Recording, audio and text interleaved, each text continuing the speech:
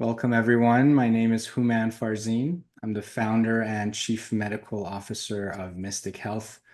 We are a holistic health practice currently operating in Santa Monica and expanding. We have a holistic approach to healing that involves the mind, the body, and dare I say, the spirit. It's a real pleasure to have this special guest with us today.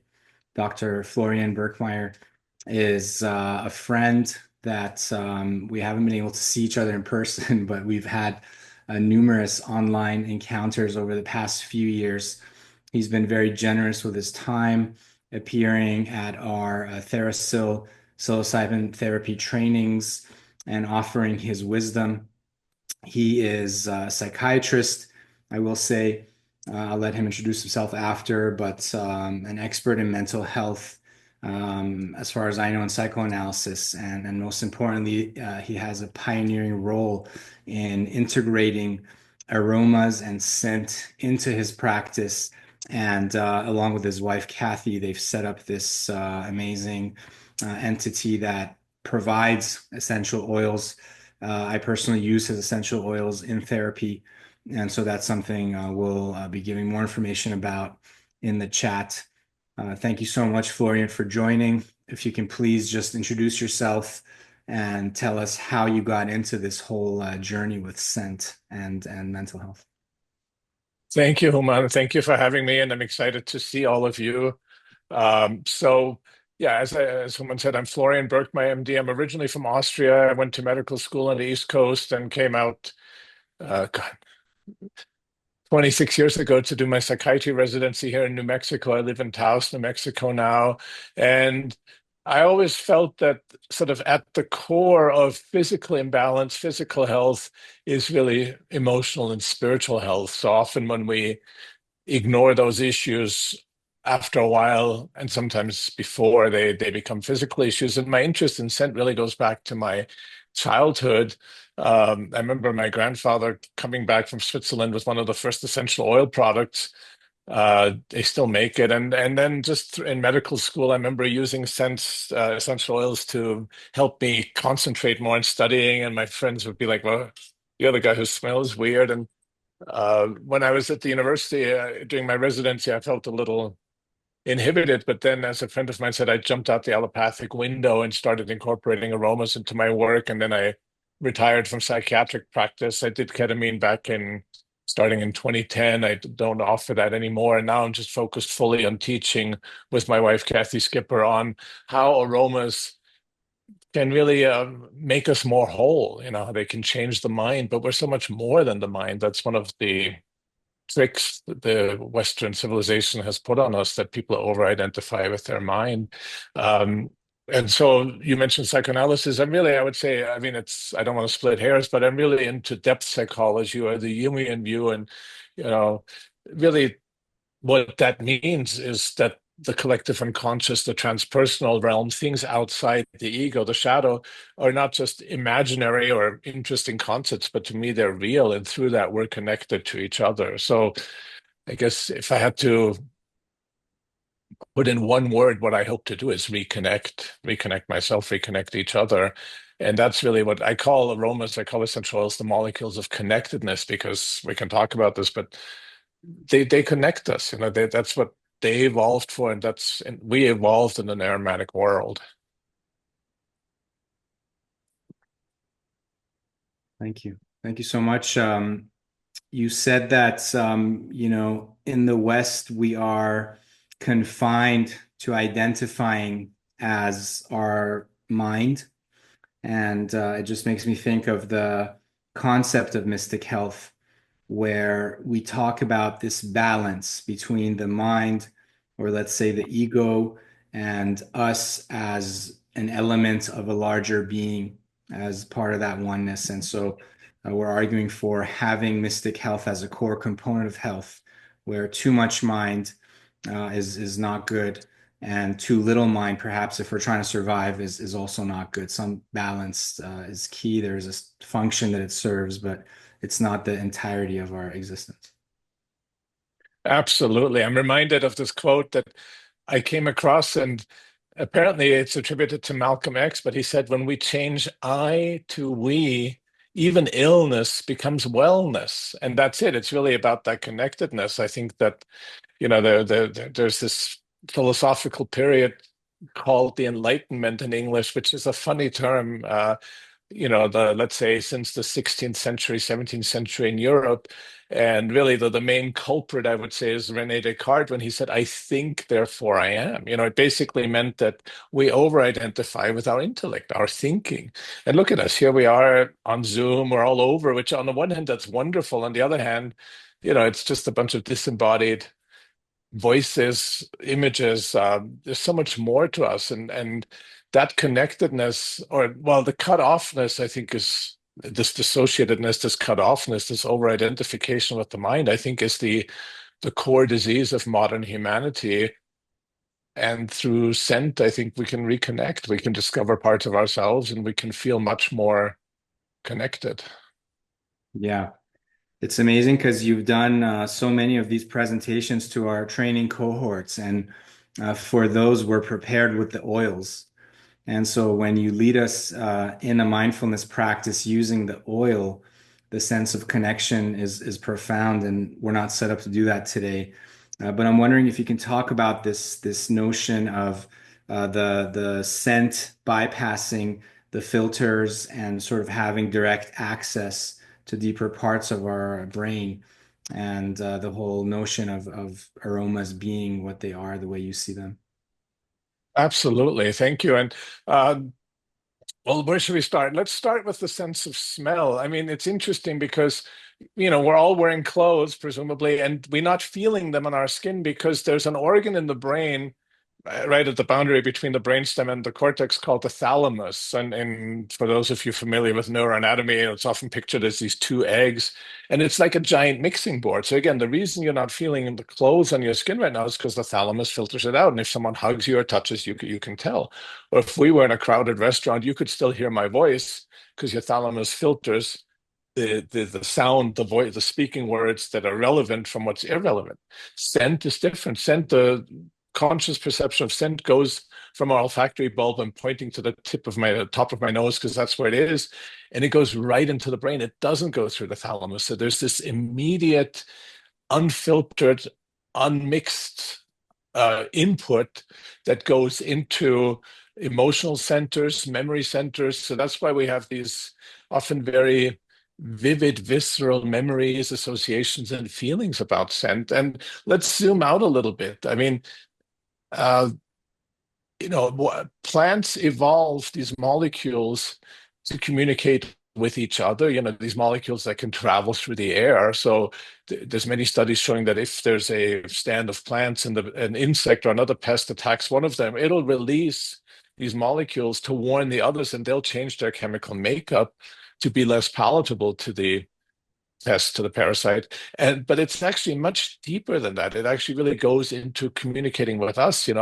Flowering plants and pollinating insects co-evolved about 250 million years ago. And again, these plants figured out, oh, if we release these molecules that the insects can smell, and there are non-insect pollinators, then they'll come and pollinate. And in a way, you could say we're more than it, but in a way, we're glorified pollinators. But we evolved as a species, and our nervous systems and our entire beings evolved in an environment rich with scent. And again, I mentioned the cut-offness a few minutes ago. I think one of the ways in which we're cut off is we grew up in these very indoor urban environments where that natural exposure to scent has been mediated, has been changed. And uh, we have over 400 genes in our human genome coding for olfactory receptors, and olfactory receptors is just one family. There are several other families of receptors, how we perceive scent. So if I was say, I mean, this is a massive oversimplification, but if we had 400 letters in the English alphabet, imagine what poetry we could write. We have this complex, incredibly rich, incredibly emotionally and spiritually deep way of interfacing with other beings in the world. And then unfortunately I mean, we don't even have a word for it. I was going to say we've become blind to it, but that's a visual word. We are unconscious of our scent. And that's, I think, a blessing and the curse. The blessing is that we can snap out of our mind very rapidly when we smell something, both because we're subconscious of and because of how our brain is wired. And there are studies that show that scent really disrupts this habitual rut, the default mode network. But also, I mean, the invitation is really to become more conscious in how we relate to scent, what we let scent teach us. And again, by scent, I mean specifically the natural essential oils, the aromas made by plants, which are really these chemical powerhouses. Of course, there's a lot of artificial aromas out there, but I think they're messing with us in ways we don't even fully appreciate yet. Great, thank you. I know you talk normally in your teachings about serotonin and dopamine and how what the origins are. Can you expand on that? Yeah, I don't know if, I mean, I don't want to, I can't help but geek out. So thanks for asking that question. But, you know, even since before medical school, I was always like, well, why do we have dopamine as a neurotransmitter? It's not a, you know, it's the transmitter involved in, we used to say rewards or pleasure, now terms that are more relevant to salience. You know, when you do something that gives you a reward, your brain releases dopamine in a very specific area of the brain. Now, recently, you've probably heard of dopamine hacking, where people will deliberately spend a few days doing really boring things and then do something really exciting so they get this dopamine rush. Then we get too sidetracked. But dopamine is actually a terrible molecule, to be blunt. You know, its breakdown product, melanin, accumulates in a part of the brain that, because melanin is actually dark, that's where the name comes from, and it's the same molecule that's in the skin. Um, this area of the brain is called the substantia nigra, the black area, because over time, this breakdown product accumulates, and that breakdown product is also somewhat toxic. So why did we evolve to have dopamine as a neurotransmitter? Serotonin, similar, not quite the same. Serotonin is involved in a variety of things. You know, obviously, serotonergic drugs work on benefit anxiety and depression, but both dopamine and serotonin were evolved in plants millions of years before we walked the earth. So in a way, you could say, you know, the sort of more limited materialist perspective, oh, we just recycled. You know, a lot of evolution is recycling. Oh, we have this building block, let's use it for that. But I think it's really because we really depend as a species on that deep connectedness. We depend on plants being able to communicate with us. You know, both our dopaminergic systems, which of course people have figured out how to hack with various drugs of abuse, which are all of plant sources and synthetics now, but mimicking plant sources. But it's really, I think, before that terrible example is we need to be able to be in deep communication with plants. We need, it's not just, oh, the milk's gone off or this plant smelled a little weird, maybe I shouldn't eat it. I think we're in a much more, our consciousness is much more distributed, let's say. You know, when you really, uh, just as a shout out, I don't know when else to say it, but there's several studies that show that connectedness, you know, there are ways to measure connectedness. There's the Watts connectedness scale and other instruments. And one of the putative mechanisms of action of how people benefit from psychedelic therapy is they feel more connected. And I think that's on some level mediated through scent, you know, more connected to ourselves, to the parts of ourselves that we're usually unconscious of, more connected to each other, to other human beings, and really more connected to the natural environment. So ideally, you know, I think we're innately capable of this. We don't need psychedelics, but sometimes psychedelics are sort of the wake-up call or the can you see now experience. But when you really connect with the tree, you realize there's a conscious being looking back. You know, there's these incredible networks. They call it the Wood Wide Web and stuff. And we're part of that. But we've, again, one of the tricks the ego has played of us, I think therefore I am. But the other trick is I'm cut off, I'm distant, I'm separate, I'm somehow different. So and that's good. I think that has many consequences, including a really existential loneliness. I think we could say materialism is sort of is really a consequence of that cut-offness. Yes. Yeah, I talk about connection to self, to others, to nature, and a lot of the work we're trying to do is about that connection on all fronts. I know you've used the term spiritual technology to refer to essential oils. Mhm. I'm wondering if you could define even what you mean by spiritual and spirituality, and what role can these aromas play in that process?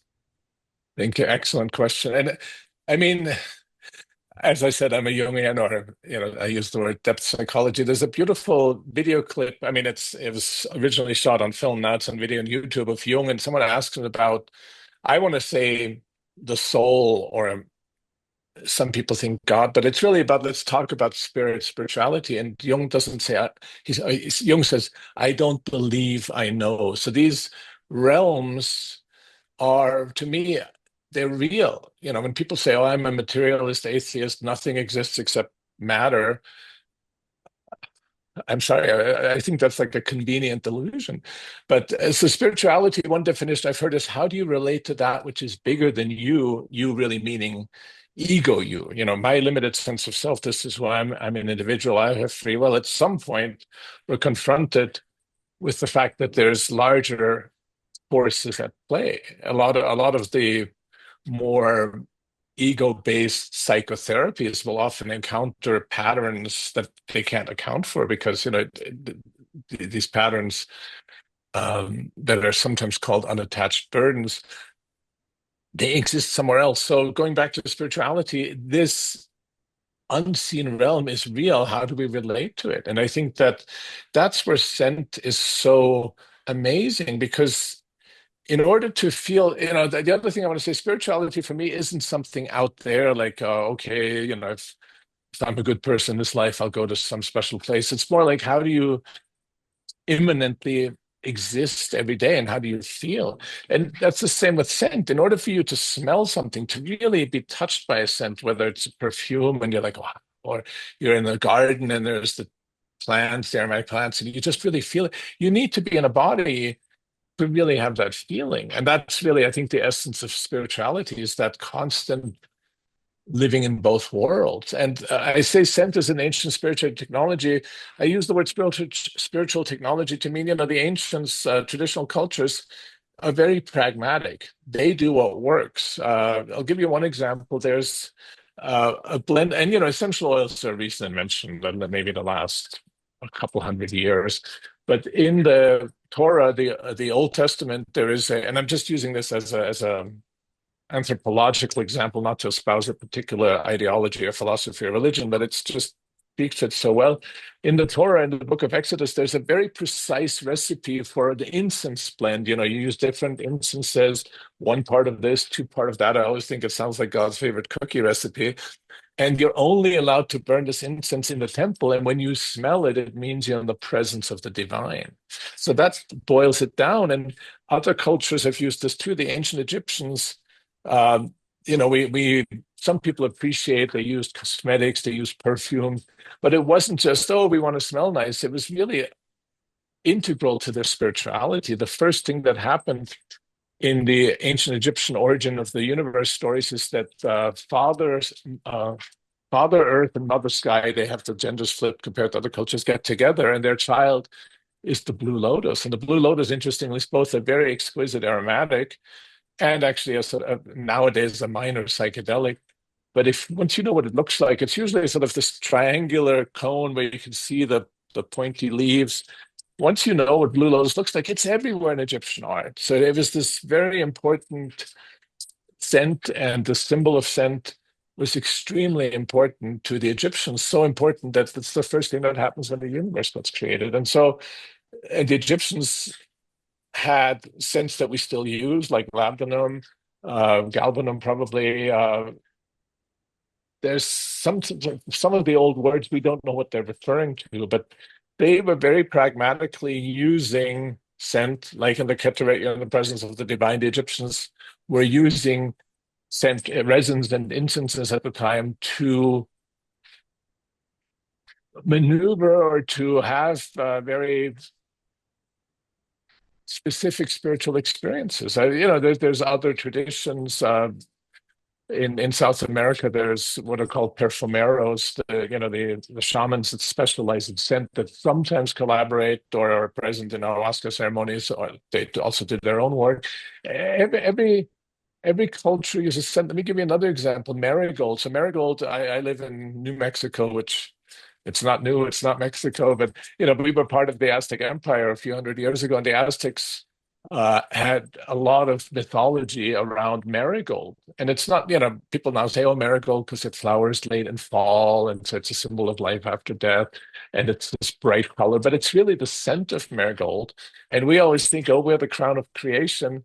But marigold actually, like a few other plants, jumped the colonial route. So, when the Spanish came here, marigold traveled back with them to Spain and from there to Africa and India. And the Indians are these subcontinental Indians, are these masters of pragmatic syncretism. And this plant that wasn't native to India shows up, and they're like, wow, this is great spiritual technology. And now, if you look at Indian funerary rites, they'll make these garlands of marigolds. Marigolds are everywhere. So there's this pragmatism because the ways in which marigold, just to be a little more, it's really good for connecting to the ancestral realm. So the Indians use it around death rites.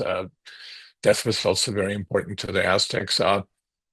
But spiritual technology, because it works, it does specific things that, again, most of us have become blind to. And a lot of our work is really reconnecting people with their spirit, with those parts of themselves that we in everyday life forget about. Yeah. No, it's really interesting and to think about the parallels between psychedelics and some of these essential oils. And you're the first one who brought this to my attention, but I believe there's some evidence that the same way that psychedelics disrupt our default mode network and take us out of these ruminative loops that so many of us are suffering with, essential oils can have a similar mechanism in the brain. Can you expand on that? Absolutely. Let me start with a story. Those of us who are interested in psychedelic therapy,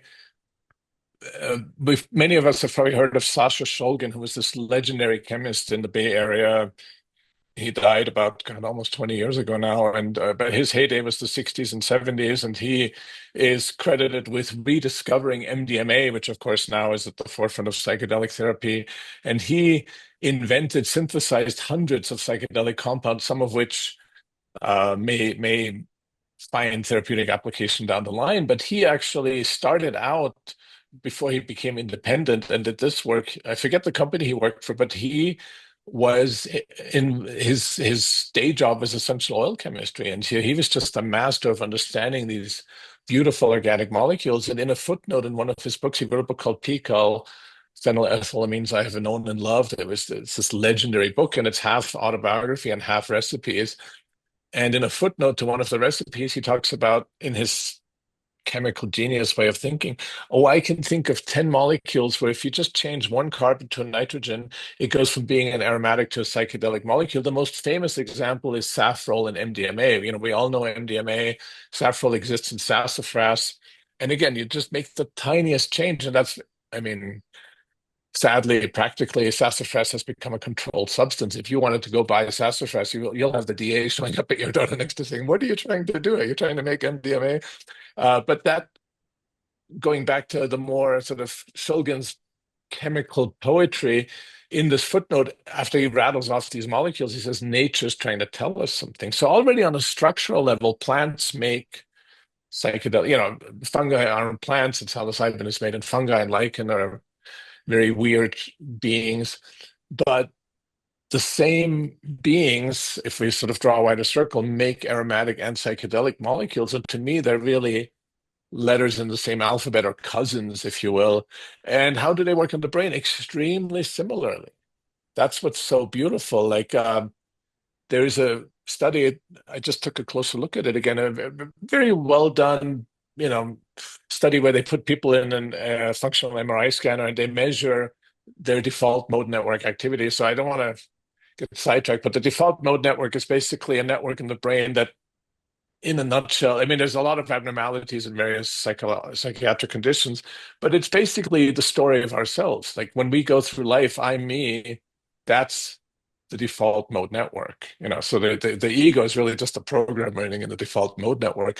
And aromas well, in this study, they used lavender. I don't know why, but they could show that it weakened the default mode network. So the default mode network can either be very internally connected, very strong, let's say, you're in this rut and you have blinders on and you don't even know you have blinders on, or you think the rut you're in is the entire world. And that, of course, clinically can be a problem in various conditions. Uh, and this is one of the putative, let's say, mechanisms of actions of psychedelics. There's a beautiful study by, or well, several studies, but the one I'm thinking of is by Robin Carhart-Harris, where he shows about how psilocybin weakens the default mode network, analogous to aromas. And you could say there's synergies there. There's a similar study, not quite as elegant, I would say, about ketamine, but it's posited that one way that we benefit from psychedelic therapy is by getting out of these ruts, having the blinders taken off instead of being in these deep ruts. It's sort of like a more level playing field, and aromas do that. So there's on a brain network functional level, there is there's studies showing that it makes sense. And again, the way I want to say two more things about that. Stan Groff, one of the founding fathers of psychedelic therapy, said psychedelics are non-specific amplifiers. And I think that's a mixed term, because from an ego point of view, it's like, oh, I want to work on this today. Let's do psychedelic therapy. Yeah, it's non-specific. You never know, or your ego never knows what's going to happen. But that non-specificity is, in a way, the opportunity to get out of ego, to say, oh, wow, I didn't know this was what was going on. And he also said that when you do psychedelic therapy, there are three intelligences in the room: the client, the guide, and the molecule.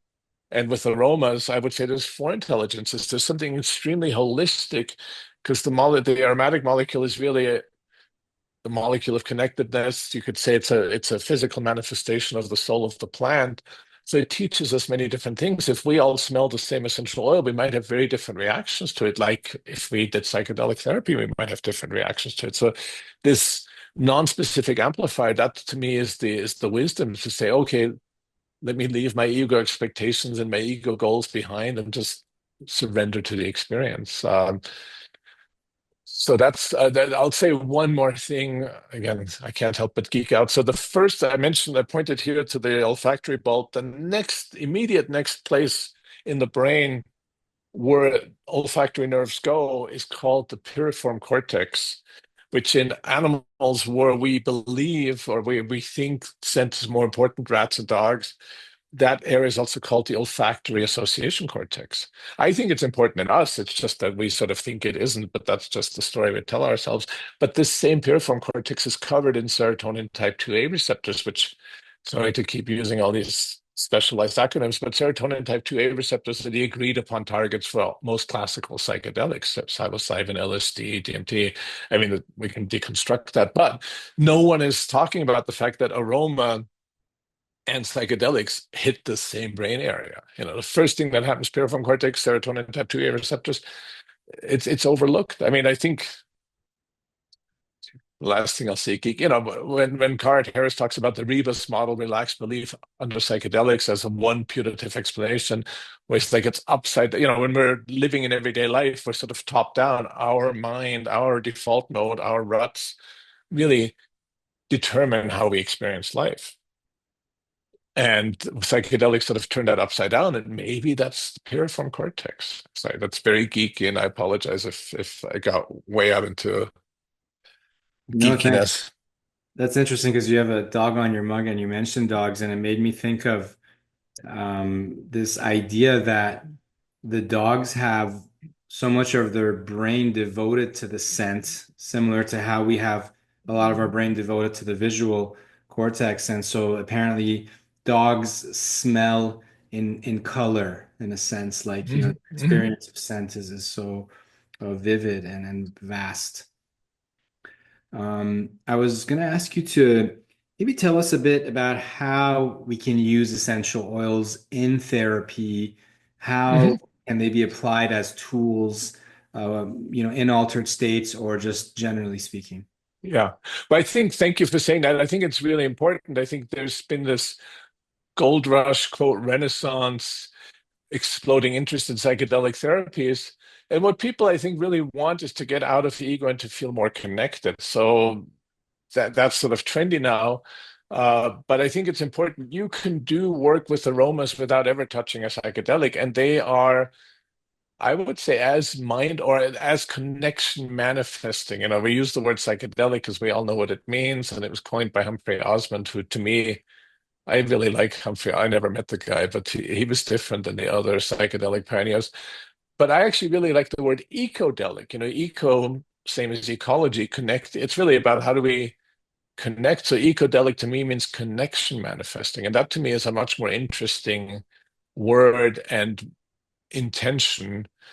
So I think both aromatic molecules and psychedelic molecules are ecodelic. How can we work with them? Number one, smell them. And I like essential oils, because it's the unique properties of a particular species of plant. And even if I don't live near the plant or it's out of season, I have access to the oil. So I like that in a clinical setting in the office. You can, get your bottle, get your sense chip, and you can do it in the office. You don't have to be in the part of the world where that particular plant grows.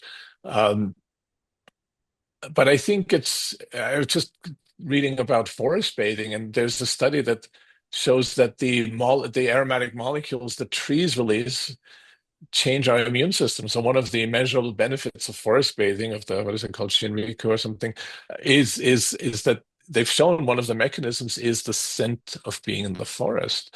The other thing I'll say is there's a study that came out about a year and a couple of months ago, and everybody emailed me afterwards because it showed that elderly people at risk of cognitive decline, if they follow a quote unquote standard protocol of smelling aromas, they their cognition enhances, and they also did brain scans, and the particular area of the brain grows. So people are like, "Oh, how I want to prevent cognitive decline. What aromas should I smell? How should I use them?" To me, honestly, I mean, I think that's interesting, and it's an interesting doorway in, but it's ultimately about the relationship. So number one, smell. When I teach people, it's not just, "Oh, I smelled that for half a second. That smells nice." It's really about, as I keep smelling it, it's like a melody. You don't listen to a melody and after 2 seconds, you're like, "Oh, that's interesting." You enjoy the whole melody, it develops. And the same with scent. As you keep smelling, and again, my wife always says you can't think and smell at the same time. As you really open yourself to the smell, and not, sometimes people are like, "Oh, I recognize the smell. I know what it is." No, just sort of say, what is the smell eliciting in you? That's something we can all practice. I think we need to make time for it in our daily lives, have the oil with you. And again, I think it's a great way, I think that I'm a firm believer that certain forms of quote therapy help. Some don't. I think I'm sort of very cynical about psych meds. But I think when we can, it's not so much about being a good person or a bad person, it's being conscious or unconscious. I think a lot of us were unconscious of a lot of the ways we act, a lot of the things we do. And one of the ways we can bring this stuff that's unconscious on autopilot, that in the old days we would blame, "Oh, the devil made me do it. I was born under an unlucky star." And now people will invoke the shadow, which I think is important. But I think if we make it conscious, and scent is just such a powerful way where as soon as you smell a scent, something shifts. You're not in this ego rut that I talked about. You have this other perspective. The scent makes you more present. And, I think that deliberate attention is good with scent. And I think scent, because again, we're bypassing the thalamus, we're really hacking our brain, we're hacking our default mode network. And then I think specific aromas have specific lessons to teach. But again, each aroma can teach us many different lessons. Thanks for that. Yeah, it makes me think of mindfulness and this idea of being present, of being non-judgmental. And one of the ways that we can practice mindfulness is by paying attention to the senses. So if we think about our psyche as having thoughts, having emotions, and having sensations, the sensations are the one that are always in the now. And we have this powerful sensation that bypasses the thalamus. And so it can be an amazing tool for mindfulness, which is something that I use in my practice and we do Mhm. at Mystic Health in general. And I just thought about the idea of We have this mindful medical practice course at McGill Medical School that I'm privileged to be a Hmm. part of. And we never use scent in our mindfulness training. I think it's a great idea. I'm actually going to take your kids next class Please. to try that. Well, that's it. I mean, I think mindfulness can be a double-edged sword. On the one hand, it's exactly this. It's about this being in the moment, being connected. And when I lead people in guided meditations with scent, I'll often say, "Well, what are you feeling in your physical body? What's your emotional body, your emotions, what your mind and your spirit?" Because often, we're so much in our mind we don't even realize we're. I often think the mind's like a river, and we're just being swept along. And through the scent, I'm saying, and it's like sit by the side of the river and watch the river rush by. So I think that, we share the holistic view. And then the question is, how can we be truly holistic? One is, we need a good roadmap. And that's why I mentioned the collective unconscious or the transpersonal realm earlier. We really have to be committed to our own path. We can't be afraid of going certain places because otherwise we unconsciously exude the message to our clients, oh, don't go there, whether it's psychedelic therapy or not. So if we're committed, if we have a good roadmap, then we can say, oh, this is what's coming up for this client now. And then again, I don't know any way as powerful as scent to really delve deep. So it can certainly enhance psychedelic therapy and convince of that so that, the implied frustration and non-specific amplifier, I think we can help people go deeper. We can help people overcome the common barriers in psychedelic therapy. But again, I want to emphasize, even without psychedelic therapy, I think really having a scent practice, it's a great mindfulness practice, and it's so much more because it's not just it's emotionful, spiritful, bodyful practice, and yeah, we're basically becoming more ourselves. We're rediscovering parts of ourselves that we've relegated to yeah, we've edited out. We've become unconscious of it, not just through the thalamus, but through society. The default mode and the ego play tricks on us. So I'm just inviting people to become more themselves. Mindfulness is a great strategy for that, and then just fully inhabit yourself, all parts of yourself. Yeah, thank you. You brought up the shadow, and it's something that I really um, enjoy you teaching. So I'm wondering if you could talk about the shadow, what it is, and how we can use essential oils, perhaps even with specific examples. Barbara is asking for specific examples. If you can talk about how we could use these allies, these oils, to access the shadow. Absolutely. So first, let's say that, I mean, shadow and shadow work have become very popular buzzwords recently. So on the one hand, I'm like, good, someone's paying attention to it, but it's also a lot of misunderstanding, uh, which, the shadow, the most, to me, useful and authentic definition, it's all the parts of ourselves we can't see. Often people think, oh, the shadow is those parts I don't like about myself. Oh, I have this habit, or no, when you're conscious of something, even if it's something you don't like about yourself, by definition, it's not in the shadow. So we encounter the shadow indirectly. And again, the shadow is a Jungian term. We have a personal shadow. Sometimes our family has a shadow. There are cultural shadows, and we encounter it often indirectly. So if there's a person you really can't stand, on a very practical level, it's like, well, what part of yourself are you asking? There's a lot of difficult people out there. I always say we don't project onto a rock. When you're projecting onto someone, they have something that's really annoying. But what is it about them that makes it so annoying to you individually? And different people are triggered by different other people. So what makes you really annoyed about another person is often a simple example of the shadow. Another example is with substance abuse. I had so many clients over the years tell me, I'm at the cash machine getting cash to buy my drugs, and my ego is saying, this is so stupid. I don't want to do this, but I can't stop myself. So in a way, they become aware there is a part of themselves that they cannot control, that the ego can't say, stop, don't get the cash out, but they can't. It's more powerful. So that's there's sort of a wisdom. If you survive addiction, there's a real wisdom saying, wow, there's this part of me that's much more powerful than myself. And of course, family systems, cultures, there's mutual cultural shadow projections. Um, I don't want to get into that too much. So how do we work with the shadow?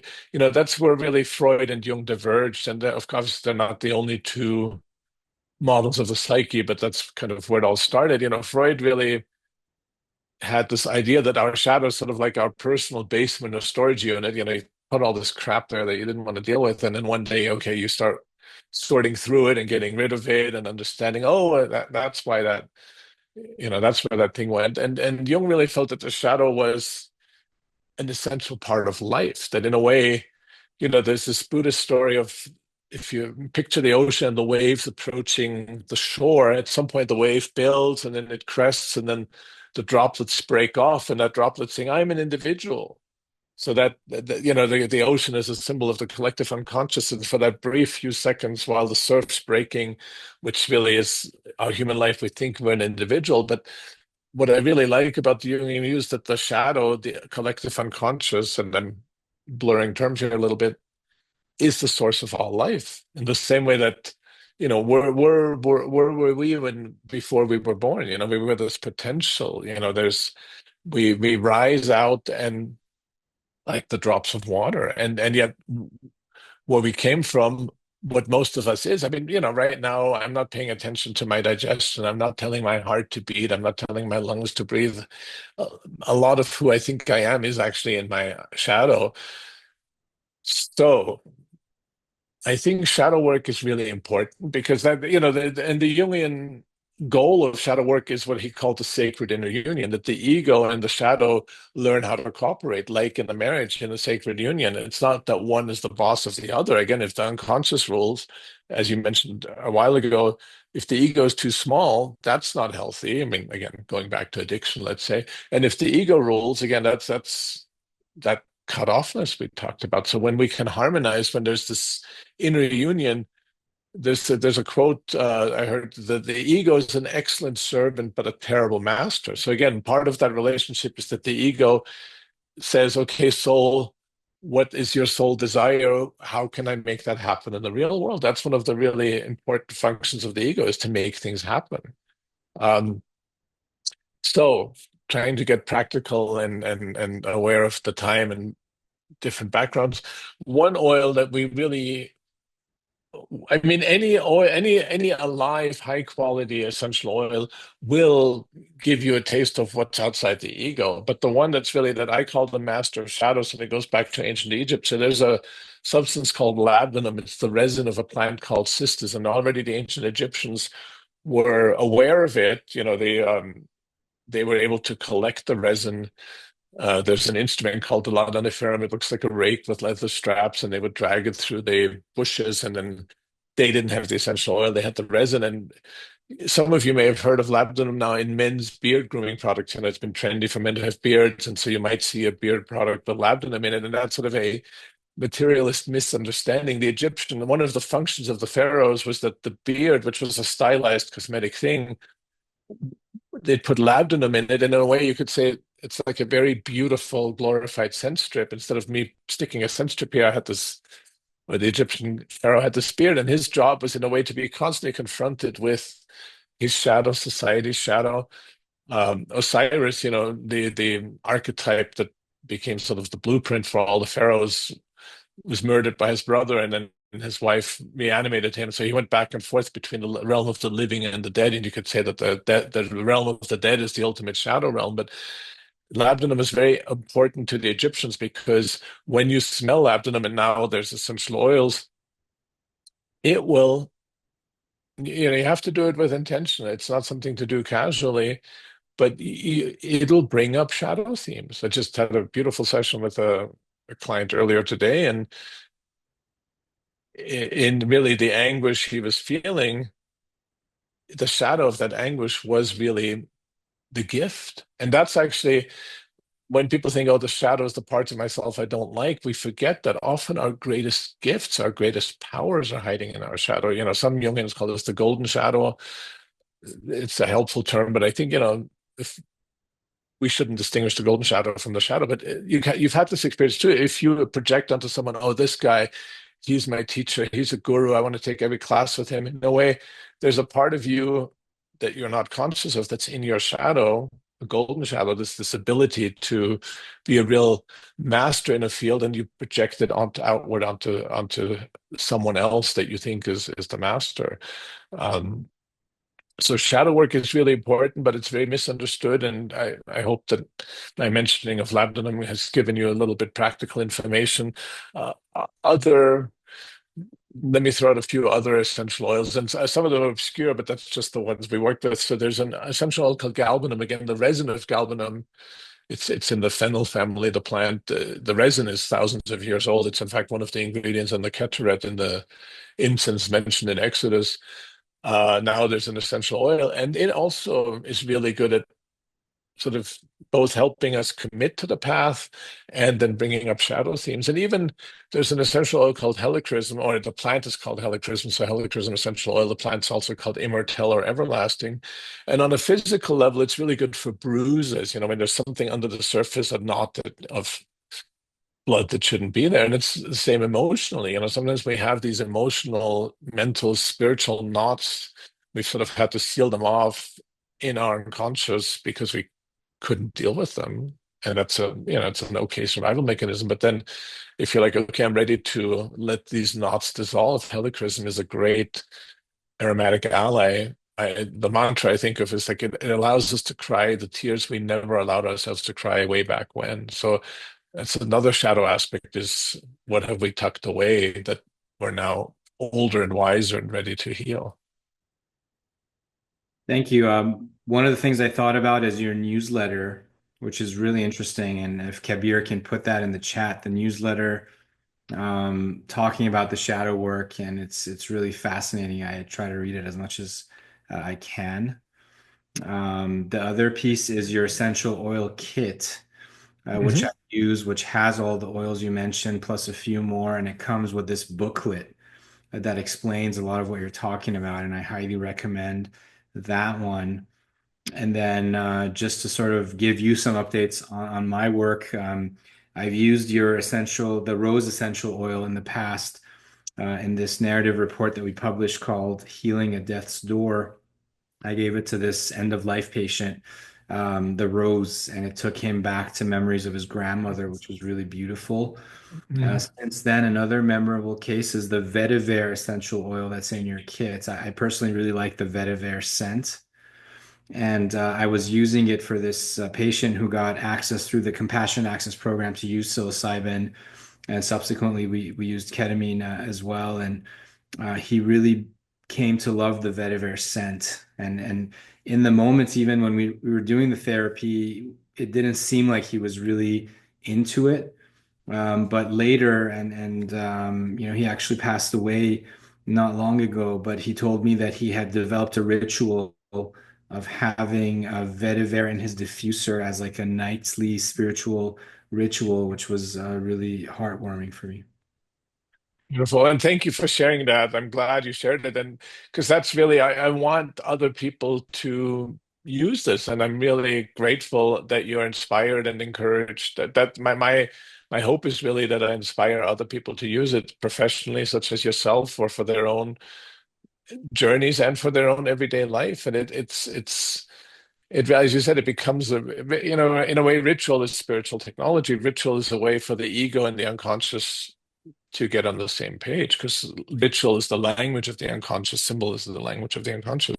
So incorporating scent into ritual is beautiful. And rose is just rose exists in every spiritual tradition. And that's why when we did the Theracell training, I thought your students have to have that. We just can't do it in this setting because people are signing up from all over. But I always say if there's one oil I had to take to a deserted island, it'd be a rose. And the smell of roses again has so many in so many spiritual traditions. It's so important because it's really about being heart open. We talk about open your heart, we do meditations, but the rose will open your heart whether you want to or not. Let's say, whether your ego wants to or not. And then vetiver, I'm glad you mentioned that too. And the two of them together, rose and vetiver, again, it's that sort of between spirit and matter. Vetiver is the roots of, there's a plant called vetiver, and its roots are aromatic. It's a grass, and it's actually used for erosion control along the banks of the Ganges in India and other areas. So it serves a very practical purpose. And I think that's why the scent is so important to us. Again, we live in this very disembodied, dissociated world. And so to really have the scent of embody, what vetiver invites us is to come safely home to our body. And we can really only grow and change and go through psychological development if we're in our body. If we're in our head and thinking it, we never grow. And so the vetiver really makes people say, it's okay to be in my body. It's safe, it's pleasurable. So in the same way that it prevents soil erosion, it in a way prevents the erosion of us being in our physical being. And vetiver is, yeah, vetiver. I'm going to go smell some vetiver after we're done here because it just keeps coming up. So many people say, "Ah, that's my favorite," because I think we as humans in this postmodern world, we crave embodiment, and vetiver is just really it gives us that pleasure of embodiment. It's okay to be in a body. It's safe and it's pleasurable, and a lot of us, whether through personal traumas or through our society, we've sort of learned to dissociate, to be disconnected from our bodies. Thank you. We're coming up to the top of the hour, and I want to give you a chance to talk also about some of your other offerings. I know that Mhm. my colleague Harvey Chang enrolled in one of your courses, and he had an amazing experience. So maybe if you could talk about some of the things that you guys offer. Yeah, and I think maybe I can put the links in the chat or in a follow-up email. So as you mentioned the kit, I realized there is an implementation gap. I can share my passion, wax philosophical, but what do you do? So the kit is 5 oils, a manual that I'm actually quite proud of because it really lays out a roadmap and how to use them. So that's a great starting point. And then in terms of classes, well, there is an online class. It starts with a free guide. I wrote a little guide that's free to download, 3 aromatic prompts for shadow work. So we talked about shadow work, and if you smell these aromas, there are particular questions you can then journal on. And then if you sign up for that, you'll get information about an online class that you can go deeper, where the title of the online class is On the Scent of the Shadow. Maybe it's a ham-fisted pun, but in a way, we need to be on the scent of the shadow, like we need to be trackers. And then we are in the process of developing a new certification program in our method. So there's a link for sort of a I'm interested sign up. That's all we have right now. The details will start that program in later summer, where people can go through it and really get certified in our approach, because that's really, I love what I do, but I want more people to feel empowered, and certification is a great way of saying, okay, I feel confident that I know how to implement this, how to use this, how to incorporate it into my practice. And you mentioned Harvey, and he's done a few of our classes, and one thing that we're just dreaming about is we've done it a few times. We did it several times before COVID, then we had to take a break, and then we've done it twice since COVID. But we do live retreats. Usually they've been about 5 days, 5 or 6 days here in northern New Mexico. People come from all over. So again, if you sign up for the email list, we'll let you know, because at some point, probably September, fall is the most beautiful season here. We gather in person, we rent a beautiful space. We'll be in nature. We'll work with aromas. So there's sort of a lot of what I'm talking about. You'll really get hands-on experience, and then just being in nature is sort of the other layer of that reconnectedness. So there's a number of different offerings. I also offer coaching, and in this context, I put a link into the what I call the meta psychedelic coaching. So sometimes people interested in psychedelic therapy aren't getting the full support that they want. And so I feel like, well, here's other things to consider, including which aromas to use. Um, that's those are the offerings right now, I think. That's very helpful. And, we've been talking about doing something live together. So, as our practice sort of grows in Los Angeles, And also in Montreal, I'm setting up a space to be able to do some workshops. So hopefully we'll have some offerings together in person. And Absolutely. yeah, and the other thing, I mean, I personally I want to thank you for providing some sort of framework to approach this, because especially in the context of psychedelic therapy, but in general, there are a lot of unknowns when dealing with these altered states, and so adding another unknown seems risky, but Mhm. it's very profound to use aroma in my own practice. And so, yeah, a big thanks to you and Kathy. Yeah.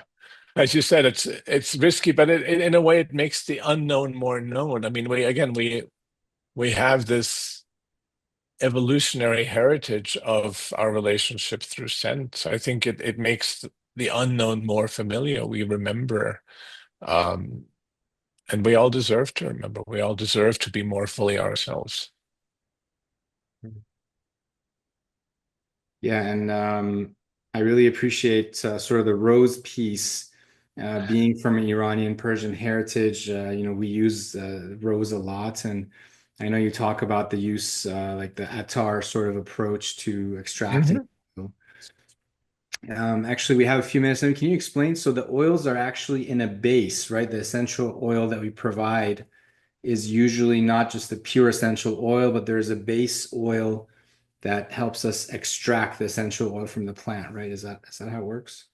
Well, there are different techniques, and I just want to make sure if anybody has any questions, if there aren't any questions, great. I can't. I don't know what the instructions are to put questions in the chat, but there are different ways to make essential oils. So when the molecules are in the plant, technically you can't call them an essential oil. You have to distill the plant. And it's not distill like making alcohol, but usually with the help of water, either steam or boiling water, you extract the aromatics. And people are like, oh, that sounds obscure, but whoever drinks coffee, you're basically doing aromatherapy, an espresso or drip coffee. You're extracting the aromatics along with caffeine and a bunch of other interesting molecules. So we're all doing aromatherapy. So the classical definition of essential oils is these steam distilled products. Now, there are some plants, florals like rose, tuberose, jasmine, that would yield so little that for a long time people have figured out, well, what are some other ways to do this? So you mentioned attar. That's a I think Hindi term based on actually I don't know if it's Farsi or if there was another language in Persia before, but it's an old Persian technology that made its way to India, and the Indians, again being masters of syncretism, adapted this. And so an attar in particular, it's funny because there isn't an official definition, so you have to sort of not be misled and really do your own research. But a classic otters were these fragile aromas that wouldn't give you much essential oil are distilled into sandalwood essential oil, which sandalwood essential oil, of course, is very mystical. Sandalwood's used in meditation. And sandalwood has this amazing ability to take on these aromatic molecules and sort of go in the background. So when you smell a rose attar, even though it's mostly sandalwood and the amount of rose molecules are a tiny fraction, it really smells of rose. Same with tuberose. I just looked in the last few weeks. To this day, there isn't an essential oil of tuberose. It just can't be done, but you can make an attar from it. So there are other variations to capture particular aromas. The ones that we think, and I like the old ones because again, it's spiritual technology. There are now modern ways like this, what are called CO2 extracts. People who are in the cannabis industry may have heard of these CO2 extractors. So you can use carbon dioxide liquefied and extract whatever you want. And so now there's all these people who say, oh yeah, here's the CO2 of rose or CO2 of cacao or of coffee. Some of them smell amazing, but they don't have that soul. And I think what I really like about the ancient techniques distilling in a mindful, a soulful way and use making attars is it really preserves the soul of the plant. As I said, I've smelled different rose essential oils and there's always something a little off about them, but the attar really honors the soul of the rose. So even if it's not pure rose essential oil, it I think brings across the spirit, the soul of rose, much more than any other form. Thank you. And some oils are, some plants are so high yield that we don't need to do that. So Right. Yeah, the linguistic piece is that actually, modern Persian has a lot of Arabic in it, and attar is Mhm. originally an Arabic word. It comes Okay. that's which is scent, and someone who sort of specializes in that. Thank you so much for this really informative and pleasant conversation. If you have any final words, please share. And I know Kabir has shared your links on here. We will have a recording of this on our YouTube channel as well at mystic.healthy. And it's always a pleasure, Florian. Thank you. Yeah, I mean, the saddest part about today is that we can't smell things together. If we were in the same room, or if you took one of our classes, we would smell the oils. Even on our online classes, we will mail you the oils. And so I just wish, I guess my wish for all of you is go and smell something today, whether it's coffee or your favorite tree outside, or if you have an essential oil. And yeah, just remember to reconnect. And thank you so much for having me again. In that is the blessing of Zoom, is that we can connect. The molecules of connectedness, our mutual interest in aromas brought us together, and it's going to keep bringing us together. Amazing. Thank you, Florian. Look forward to seeing you soon in Los Angeles. Yes, I can't wait to see you in person, not on Zoom. It'll happen sooner than we think. And thank you everybody for staying the whole time. And yeah, the other thing, selfishly sign up for our email list. That's how you stay informed. As Uman said, we write a lot about the shadow. We just write what's really important to us, and what offerings we're developing. Thank you. Kathy's at TARS. Thanks, Florian. Yes. Take care. Be well. Thank you. Thanks. Thanks.